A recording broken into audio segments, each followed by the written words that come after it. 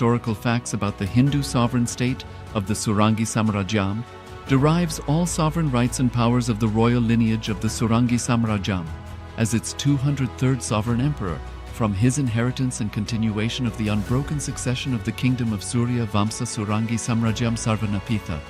Surya Vamsa Surangi Samrajyam, through unification with 20 other sovereign Hindu states and sovereign ecclesiastical, historical entities, became part of the United States of Kailasa, which thus became a sovereign, independent juridical state, with the SPH Nithyananda Paramashivam as the sovereign. Just as how the oceanic nations like Tuvalu have safeguarded their sovereignty from the existential threat of total submersion by amending their constitution and asserting that their sovereignty will persist regardless of the loss of their territory, Kailasa, which is a sovereign continuation of 21 sovereign Hindu states and sovereign ecclesiastical historical entities, is also reviving and continuing the Kumari Kandam Hindu nations that got submerged. As per the Doctrine of Continuity, these facts imply that the Kailasa's statehood is recognized by international law and manifests as a natural outcome of well-established historical legal facts. Share your time. Nithyanandam Paramasukadam Kevalam Jnanamurtim Vanvatitam Gagana Sadrisham Tattvamasyadilaksham Ekam Nityam Vimalamachalam Sarvadhi Sakshibhutam Bhavatitam Trigunarahitam Sadgurum Tam Namami. Nithyanandam, every one of you, and welcome to another exciting day of Paramashivoham, the glimpses of Paramashivoham. Today is day 2 of the glimpses of Paramashivoham. We'll be receiving powerful cognitions, revelations, techniques, initiations from the Supreme Pontiff of Hinduism, Bhagavan Sri Nithyananda Paramashiva. So, offering our gratitude to the Supreme Pontiff of Hinduism as we begin our sessions today. Today, we'll be receiving the initiations from Supreme Pontiff of Hinduism, manifesting as Sada Shiva Murti, and all the cosmic truths revealed will be with the theme of Ananda Spurana, the flowering of bliss within us. So it's going to be an exciting day, a powerful day.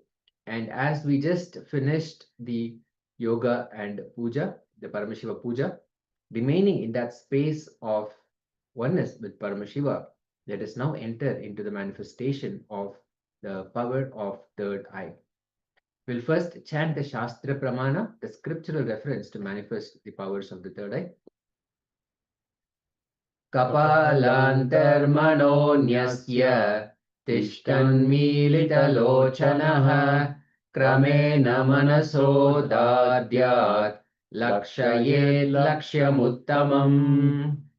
The translation says, by fixing the mind on the inner space within the crown center and sitting stably without any movement, having the eyes closed, in succession, by that stability of the mind and inner space, one directly sees the ultimate goal by having the vision beyond the sight that reveals any object or place, attaining the space of oneness with the source, Paramashiva.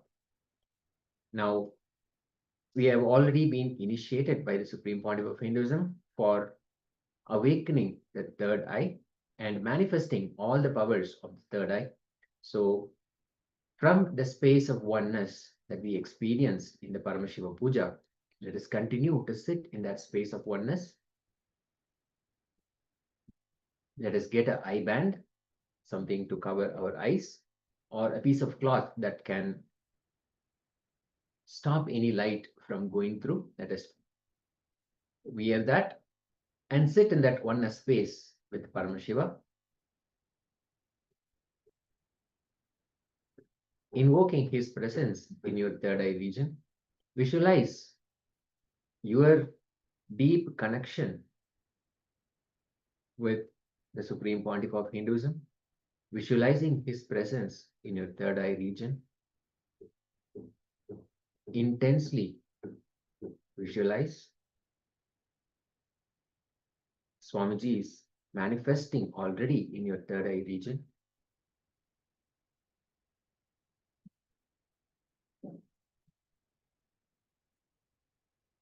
continuing to remain in that space of oneness, inviting his presence in your third eye region.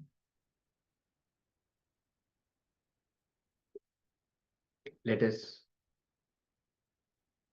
manifest the power of third eye, which reveals objects and places beyond sight, the vision beyond sight, when we sit stably in oneness with Paramashiva. Again and again, remember, I am Paramashiva. I am in oneness with Paramashiva. I am Nithyananda Paramashiva. Chanting the Mahavakya. Om Nithyananda Paramashivoham. Om Nithyananda Paramashivoham. Om Nithyananda Paramashivoham. Chant intensely and sit with that intention for the contents, whatever being projected, to be revealed to you. The image is being projected now. Paramashivoham.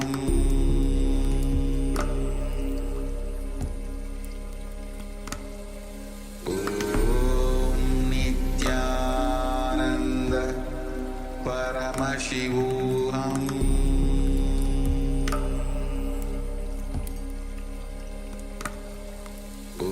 Om Nithyananda Paramashivoham.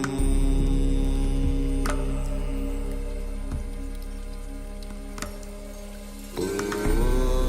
Nithyananda Paramashivoham. Paramashivoham.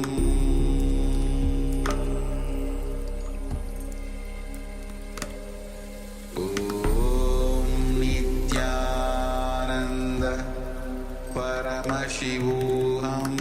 Om Nithyananda Paramashivoham. Paramashivoham.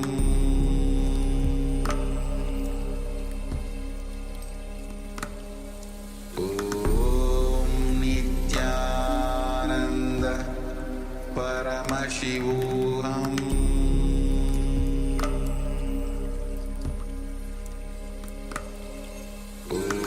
Om Nithyananda Paramashivoham.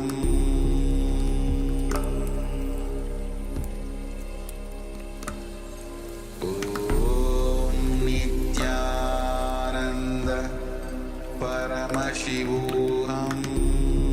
Nithyananda Paramashivoham. Om Nithyananda Paramashivoham.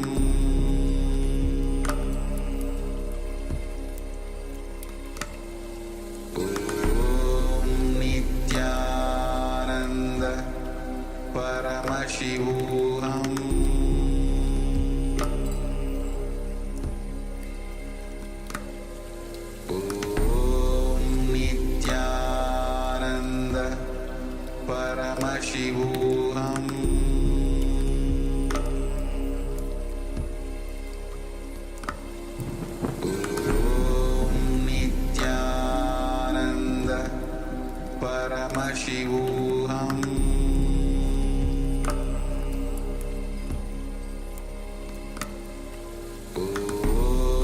Nithyananda Paramashivoham.